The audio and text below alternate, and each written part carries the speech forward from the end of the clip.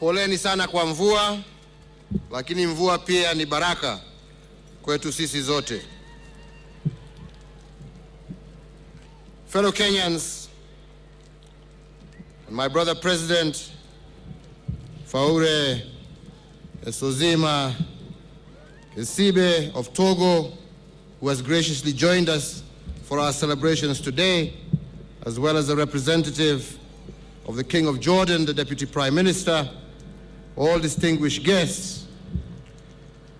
Let me begin first and foremost by asking all of us to remember those men, women, and children who lost their lives in Naivasha. And I would ask you to stand just for a moment as we remember our fellow Kenyans.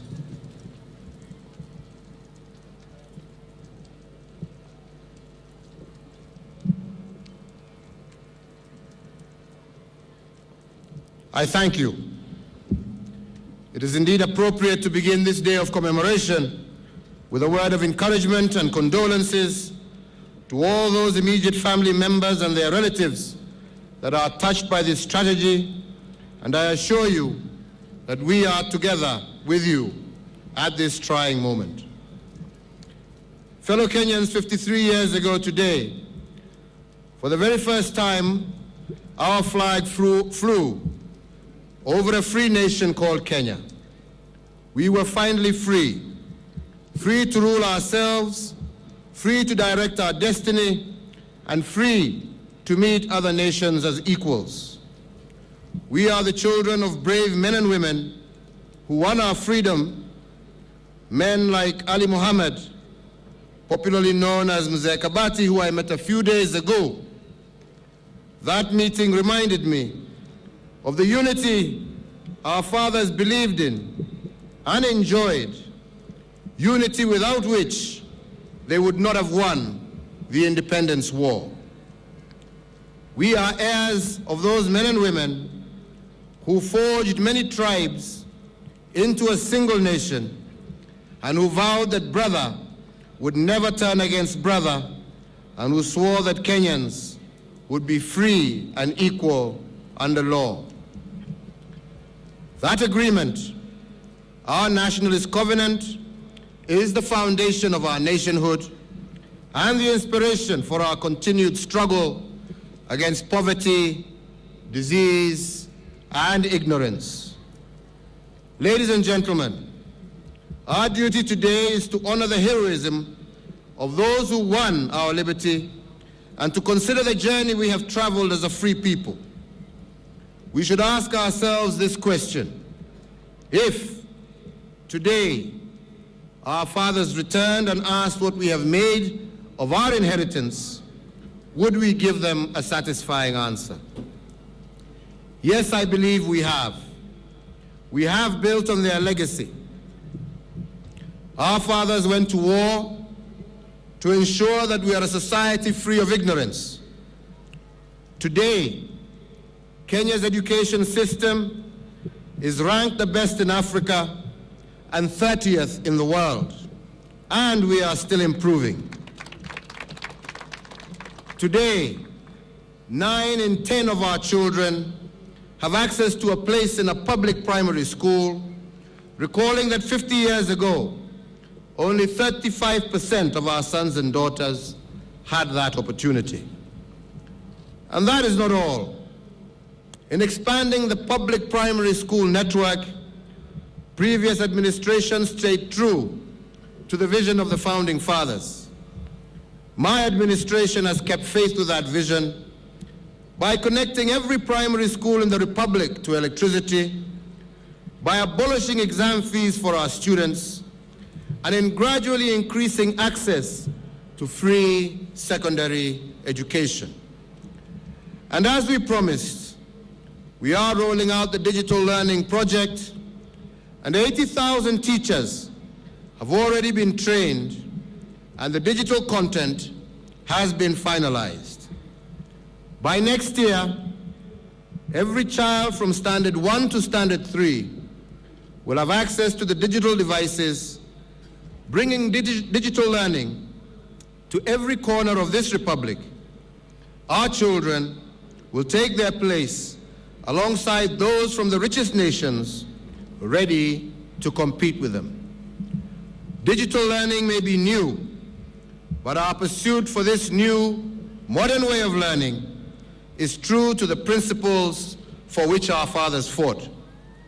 They knew that knowledge was the key to freedom and prosperity, and that is why they resisted the limiting colonial vision of education, and indeed that is why they fought for the right to build their own schools.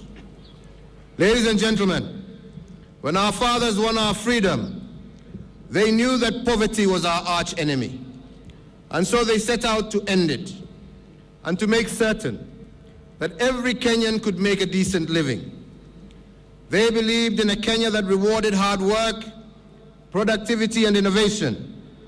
But they also knew that we had to build a caring nation that protected its most vulnerable citizens. It has been my overriding commitment to make my administration's contribution to this cause.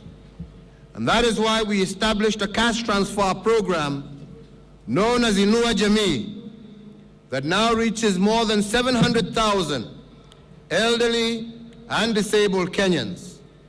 Equally, the presidential bursary scheme for orphans and vulnerable children has changed the lives of more than 49,000 such children.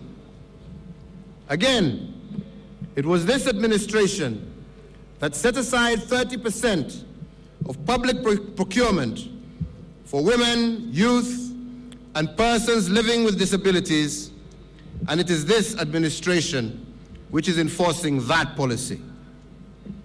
As we seek to empower our youth, I will not shy away from making reference to the National Youth Service.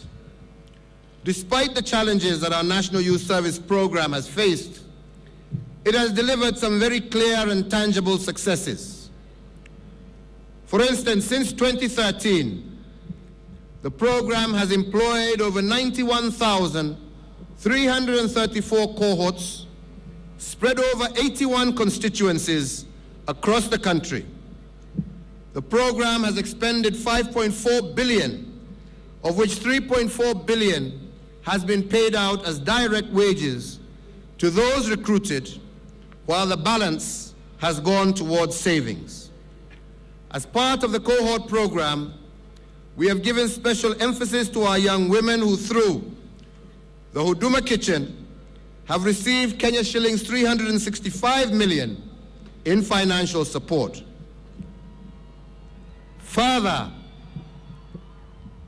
through the support of my government, these youths have so far organized themselves into 300 SACCOs, and with our support, they have been able to mobilize Kenya shillings 1.4 billion in savings. I would like to urge Kenyans to draw a clear distinction between the positive impact of the NYS program and the deplorable mismanagement of the past orchestrated by individuals who were determined to railroad its success. Please have comfort that all those involved in pilfering resources earmarked for our youth will indeed be held to account. Fellow Kenyans, our fathers had a special attachment to the land of this nation. They knew that prosperity and freedom for their children depended on the land, and that is why they fought for it and why they tended it with care, and that is why they charged us not to let even an inch of it be lost. Today we can be proud of our management of that inheritance. We can be proud of our support for farmers, our promotion of agriculture, and the deepening of our agricultural development since independence. Indeed, in just 3 years since 2013, we have distributed more than 500,000 tons of subsidized fertilizer to our farmers, cutting prices and improving productivity. 2 more fertilizer blending plants have been established with an annual capacity of 300,000 tons. Of course, we remember that tea, coffee, sugar, and other crops matter deeply to Kenyans. Many of us were educated on proceeds from farming. Let us be clear, we shall have to do far more to regain the productivity that our fathers attained, and that restoration begins now. My administration is already applying a Kenya shillings 2.4 billion debt waiver for coffee farmers, and similar waivers have been extended to farmers of other crops such as sugar. These waivers will be extended equitably across the country. Most of our people make their living in agriculture. We must therefore refocus on returning to the levels of productivity our predecessors had achieved and going far beyond them. It is this that will raise incomes across the country, and this is a goal to which my administration is fully committed. Ladies and gentlemen, our nation is proud of its young people. Their energy and innovation are this nation's greatest gifts. We remember that the founding generation was made up of young men and women.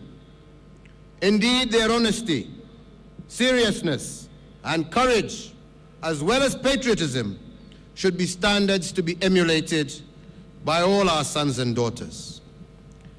But in truth, our young people have not reached the heights our founders attained, and this is not their fault. Too often, we see leaders who exploit their energy and eagerness to reduce them to poverty and indeed to drive them to violence. I must remind Kenya's young people of the words of the good book, "Let no man despise your youth. Let no one make a fool of you. Let no one steal these years from you. Do not be led astray by politicians whose careers are built on division and manipulation." For my part, my administration has set out its vision for the youth of this nation. Kenya belongs to its young people. You will determine our destiny, and it is our responsibility to prepare you for that day and to give you every opportunity to become the new heroes of this nation. The Kenya of the future is an industrialized country which does not just consume the products of other nations, but rather makes its own and sells them to markets near and far. It is our young people who will be the drivers of this transformation. And that is why our investment in education are so important. If we raise the productivity, skill, and entrepreneurial ambition in our youth, we will have given them what they need to transform our nation and our continent. Our forefathers did their part. It is up to us to do ours. And let me repeat this point. That is why we have ensured that every primary school in the Republic has electricity. That is why we have worked so hard to reform our education system and to preserve the integrity of public examinations.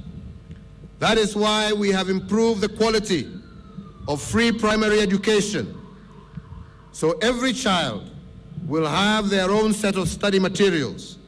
And that is why we have invested so much in the technical education that is an important foundation for industrialization. The objective of all these efforts is to create a sufficient number of jobs for the young people we have educated. This is the time to do so. The opportunities are here. That is why we see new plants in Kenya. For example, the first Volkswagen assembled in Kenya will roll off the assembly line later this month. Dozens of global companies have recognized this opportunity and are setting up their regional and continental headquarters in Kenya. While we appreciate foreign investment, we must do our part to drive production in Kenya. And that is why my administration has urged Kenyans to buy Kenyan products. We have also established policies requiring government ministries and agencies to buy Kenyan products as first priority. We remain on course to industrialize. Plants that had once lain dormant have been refurbished.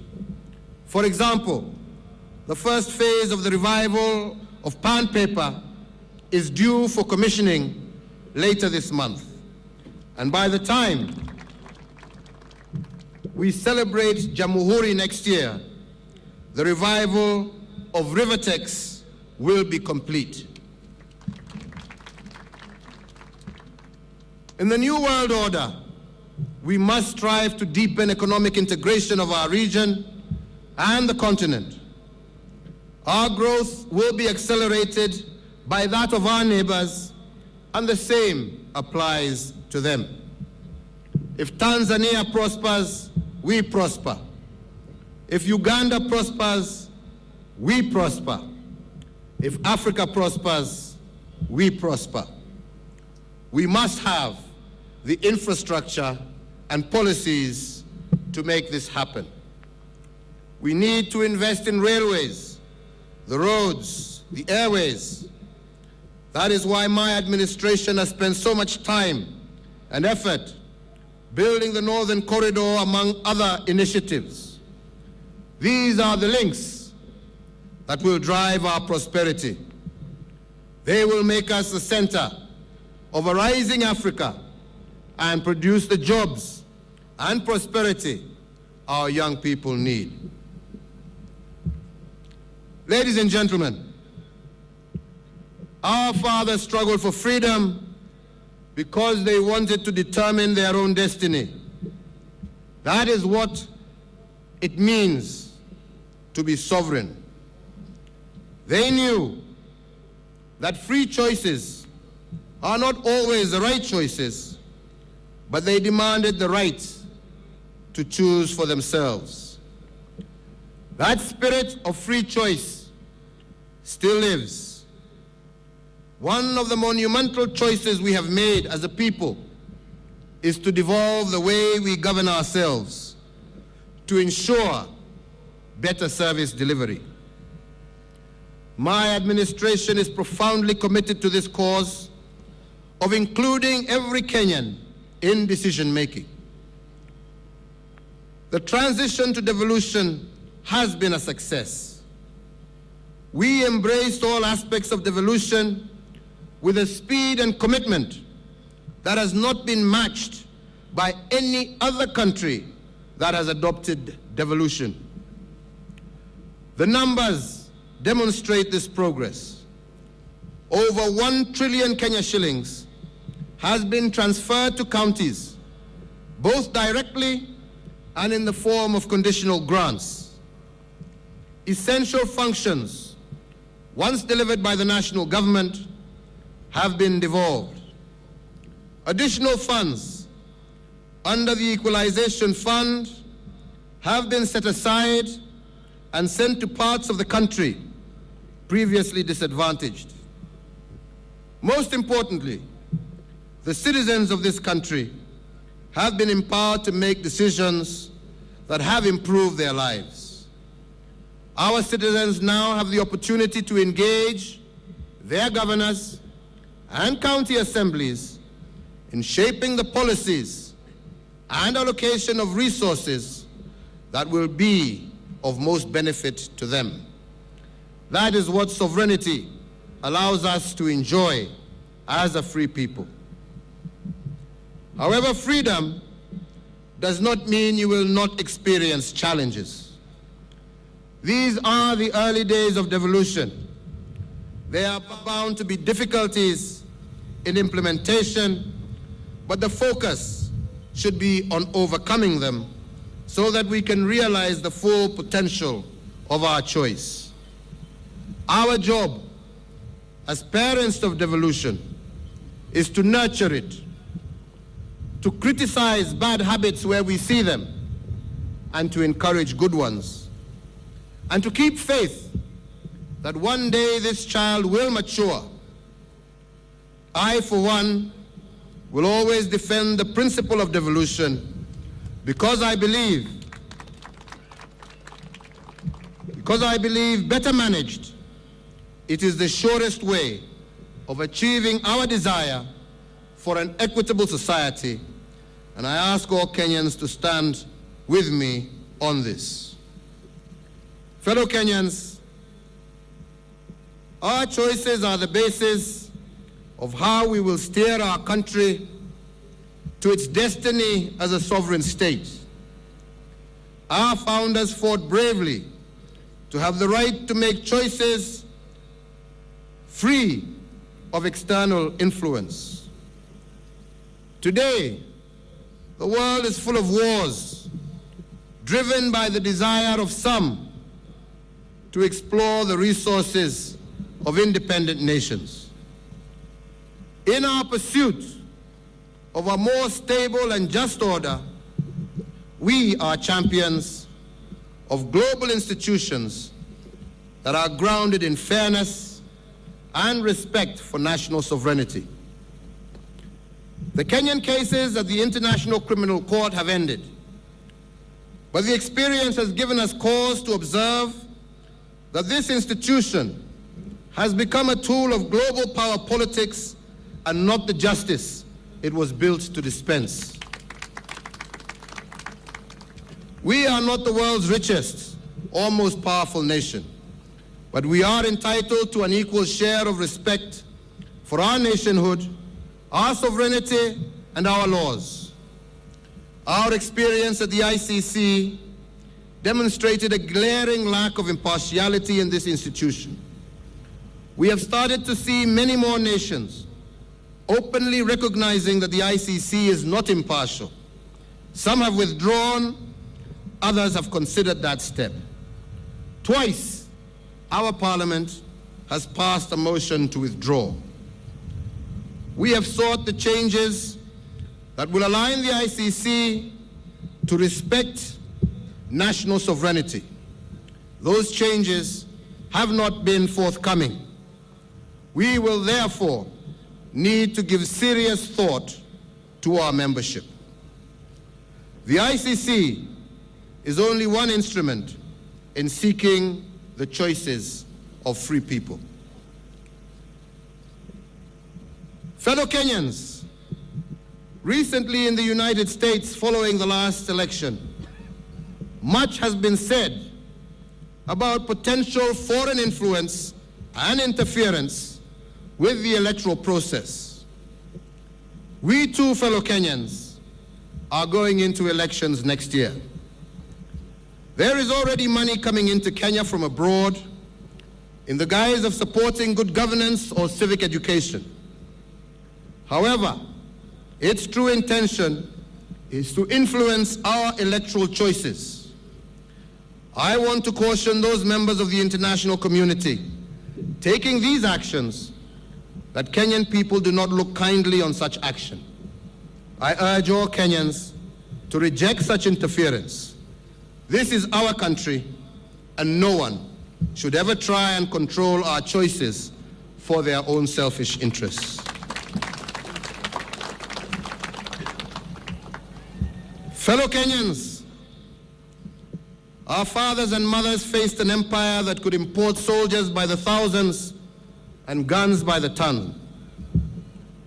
And yet, because our fathers and mothers were united, not even the might of this empire could keep them in bondage. We need to ask ourselves whether we have maintained this vital unity. Have we been each other's keepers? Have we shared what we have with those who have less? We know the answers to those questions. Where our fathers forged a new nation out of many people, we, their children, have in many cases retreated into tribalism. Where our fathers debated the politics of the day in sobriety, we have resorted to name-calling, slander, and to blatant untruth. Let me emphasize, truth is the best guarantee of freedom and democracy. Too many of us have forgotten the power of unity. Even in the darkness of colonial slavery, our fathers and mothers were one. Patriots like Jomo Kenyatta, Jaramogi Oginga Odinga, Tom Mboya, Malcolm Singh, Masinde Muliro, Paul Gay, Bildad Kagia, Achieng' Oneko, and many, many others set aside their differences and join hands to overthrow the colonial order. In their unity, they were indomitable. In our disunity, we are defenseless. I stress their achievements because this was Kenya's first age of heroes, and we who come after them should always remember what a precious gift they left behind. How then dare we soil their achievement by tearing apart what they so painfully united? The founding generation would disown whoever makes a Kenyan feel unworthy because of his ethnicity or faith. The founding generation would remind us that whoever steals from the common purse is not just a thief, but an enemy of our unity. And truly, anyone who lets political competition tip into hatred of another Kenyan is utterly unworthy of their sacrifice. The founders of this nation taught us that a Kenyan is anyone devoted to this country. Let us never forget this lesson. Our fathers were one. We too are one. We are one family. And we know that no family ever sees things exactly the same way. But even when we disagree at home, we do not burn down the house. Fellow Kenyans, that is the story of next year. We will disagree robustly because we are a democracy. But that disagreement will have limits. We will not fight. We will either accept the results or challenge them, following the legal means laid down for that purpose. Those who win will use their offices to serve in humility. Let me be perfectly clear here. I believe I have done what Kenyans asked me to do when they gave me the mandate to lead. I believe I have earned their support. I believe that next year they will give me a second and final term in an open and transparent election.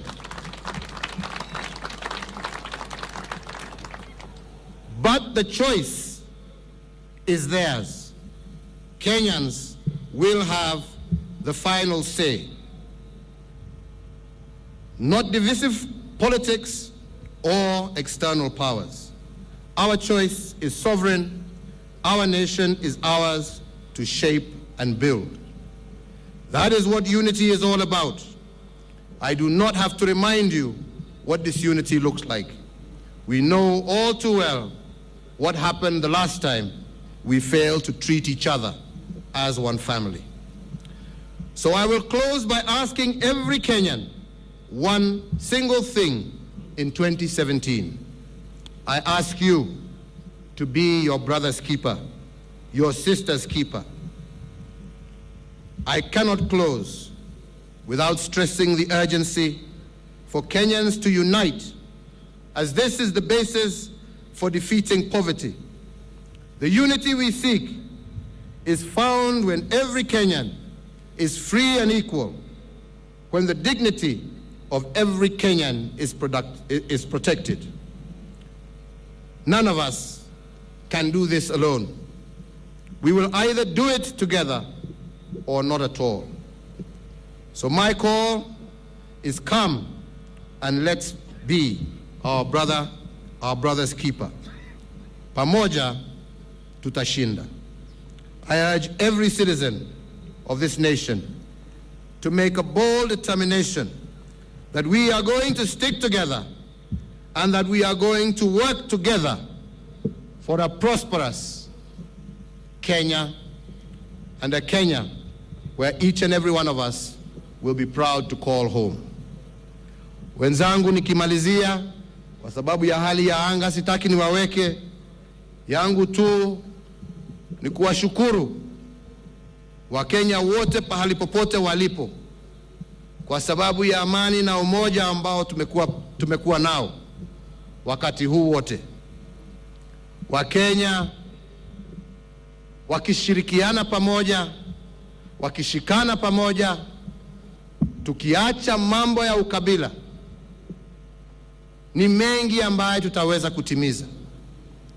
Na haswa wakati huu ambapo tunajiandaa mwaka ujao kuingia katika uchaguzi, naomba Wakenya wote tuwe kitu kimoja.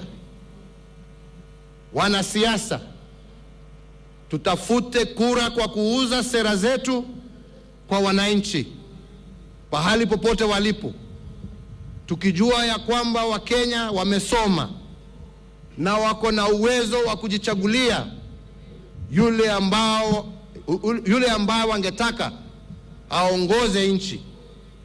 Sisi hatuna haki hata kidogo kama wanasiasa kuwagombanisha Wakenya, kuwapiganisha Wakenya. Tutafute kura kwa amani na tukubali waamuzi wa wananchi. Hiyo ndiyo njia ya kujenga demokrasia yetu, na ndipo tuwasema waamuzi ni wa wananchi wetu. Hatutaki tuingiliwe na nchi zingine wakituambia wanatusomesha sijui civic education ati jinsi ya kupiga. Wakenya wanajua kupiga kura. Mkitaka kutusaidia, help the organizations, IEBC and other institutions, help them. Sio hii magrupu ingine inazunguka huko na mambo ya ukora. Hiyo hatutaki. Hatutaki sisi, hatutaki tuingiliwe. Tunataka Wakenya wawe na uhuru na uwezo wa kujichagulia viongozi wao. Nikimalizia, nataka niwaombe Wakenya wote, tukienda haswa sasa ambapo tunaenda katika likizo ya Krismasi, tujitahadhari katika barabara zetu. Yale ambaye yametokea juzi na accidents nyingi ambazo zimefanyika katika barabara zetu, yastahili tujichunge. Hatutaki tuseme tunajenga mabarabara ndio iwe mabarabara ya kumaliza watu wetu. Tuajenga barabara ziwe za kuboresha uchumi na kupatia Wakenya wetu nafasi, lakini sio kuwaua. Na wizara haswa ya barabara, hii mambo yenu ya kwenda kuweka mabumps huko na hata hakuna sign, mtu haoni, mimi nasema that must come to an end. Lazima mkitaka kuweka hizo ma speed bumps, muifanye kwa njia ambaye inaonekana, lakini sio kuamkia leo unaweka na hujaweka signpost, hujaipaka rangi. Hapana, hiyo hata hawa lazima wakubali hiyo ni makosa, na hiyo hatutaki tena. Tunataka kulinda maisha ya wananchi wetu na lazima tufanye hivyo. Kwa hivyo, kwa hayo machache na mengi, mimi nasema Mungu awabariki nyinyi nyote. Mungu awabariki taifa letu la Kenya. Tuwe na Krismasi njema. Tuombe Mwenyezi Mungu atupatie mwaka mpya wenye heri, fanaka na amani. Asanteni sana na Mungu awabariki nyote. Thank you. Tusimame sote tafadhali kwa wimbo wa taifa. Tusimame sote tafadhali kwa wimbo wa taifa wa Kenya na wimbo wa taifa, wimbo wa Afrika, Jumuiya ya Afrika Mashariki. Kwaya, mtuongoze kuimba tafadhali.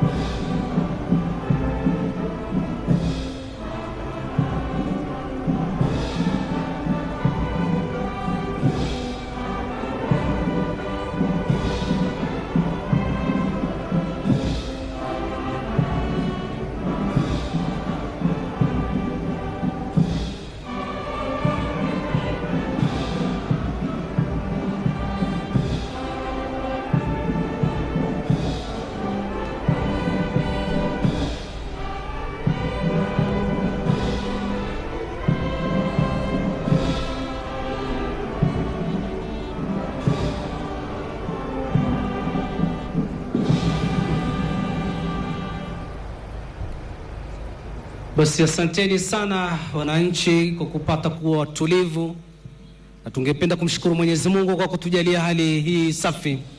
Ladies and gentlemen, we are kindly requested to remain standing or remain at your place until His Excellency the President leaves, and His Excellency the President of the Republic of Togo.